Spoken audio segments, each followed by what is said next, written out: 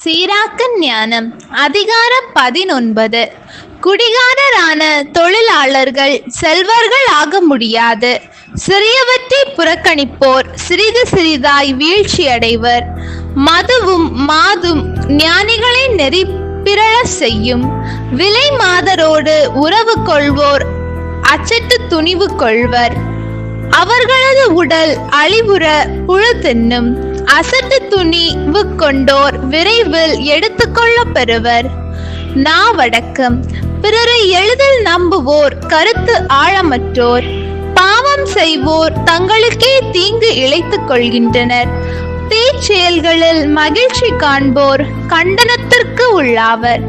புறங்கூறுதலை வெறுப்போரிடம் தீமைகள் குறையும்.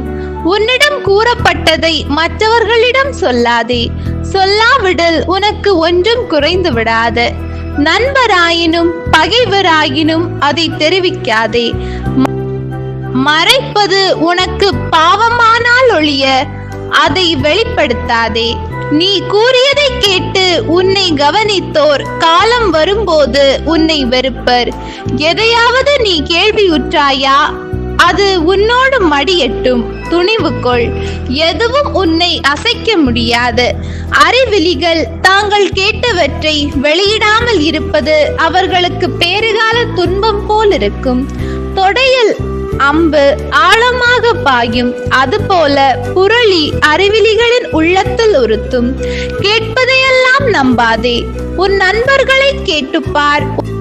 ஒருவேளை அவர்கள் ஒன்றும் செய்யாதிருந்திருக்கலாம். ஒரு கால் அதை செய்திருந்தாலும் இனிமேலாவது செய்யாதிருப்பார்கள். அடுத்திருப்பவர்களை கேட்டுப்பார். ஒருவேளை அவர்கள் ஒன்றும் சொல்லாதிருந்திருக்கலாம். ஒரு கால் அவற்றை சொல்லியிருந்தாலும் மறுமுறை சொல்லாது விட்டு விடுவார்கள். உன் நண்பர்களை கேட்டுப்பார். நீ கேள்விப்பட்டது பொதுவாக அவதூறாக இருக்கும். எனவே கேட்பதை எல்லாம் நம்பிவிடாதே. அறியாத சிலர் தவறலாம். தம் நாவால் பாவம் செய்யாதோர் யார்? உனக்கு அடுத்திருப்பவரை அச்சுறுத்தும் முன் எச்சரிக்கை செய். உன்னத இறைவனின் திருச்சட்டத்திற்கு உரிய இடம் கொடு. ஆண்டவரிடம் கொள்ளும் அச்சமே அவரால் ஏற்றுக்கொள்ளப்படுவதன் தொடக்கம். ஞானம் அவருடைய அன்பை பெற்று தருகிறது. ஆண்டவருடைய சட்டங்கள் பற்றிய அறிவு வாழ்வு அளிக்கும் நற்பயிற்சி ஆகும். அவருக்கு விருப்பமானதை செய்வோர் வாழ்வளிக்கும் மரத்தின் கனியை பெறுவர். உண்மையான ஞானம் ஆண்டவரிடம் கொள்ளும் அச்சமே முழு ஞானம். முழு ஞானம் என்பது திருச்சட்டத்தின் நிறைவே. அவரது எல்லாம் வல்ல தன்மை பற்றிய அறிவே.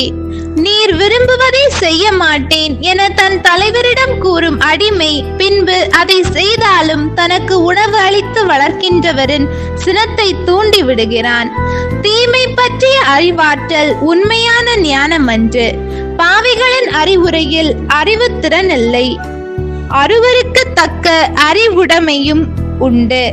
ஞானம் இல்லாதோர் மூடராவர். அறிவுத்திறன் இருந்தும் திருச்சட்டத்தை மீறுவோரை விட அறிவு கூர்மை இல்லாது போயினும் இரையச்சம் கொண்டோர் மேலானோர். தெளிந்த அறிவுடைமை இருந்தும் அது அநீதியானதாயிருக்கலாம்.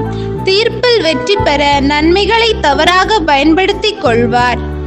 துயரில் முகவாட்டமுடன் திரியும் தீயவர்கள் உண்டு. அவர்கள் உள்ளத்தில் நிறைந்திருப்பதெல்லாம் வஞ்சகமே. அவர்கள் கண்டும் காணாதவர்களாய் ஒன்றும் கேளாதவர்கள் போல் இருப்பார்கள். அவர்களை யாரும் கவனிக்காத வேளையில் உன்னை பயன்படுத்தி கொள்வார்கள். வலிமை குறைவு பாவம் செய்வதென்று அவர்களை தடுத்தாலும் வாய்ப்பு கிடைக்கும் போது அவர்கள் தீங்கு செய்வார்கள். தோற்றத்தை கொண்டு மனிதரை கண்டு கொள்ளலாம். முதல் சந்திப்பிலேயே அறிவாளியை கொண்டு கொள்ளலாம். ஒருவருடைய உடையும் மனமுவந்த சிரிப்பும் நடையும் அவர் எத்தகையவர் என்பதை காட்டிவிடும். ஆண்டவரின் அருள்வாக்கு. இறைவா உமக்கு நன்றி. ஹோலி பைபிள் தமிழ் சேனலில் திங்கள் முதல் வெள்ளி வரை திருவிவிலியத்தின் ஒரு அதிகாரமானது பதிவேற்றம் செய்யப்படும்.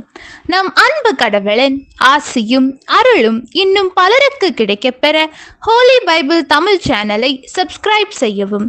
மேலும் உங்கள் உறவினர் மற்றும் நண்பர்களுடன் ஷேர் செய்யவும். நன்றி.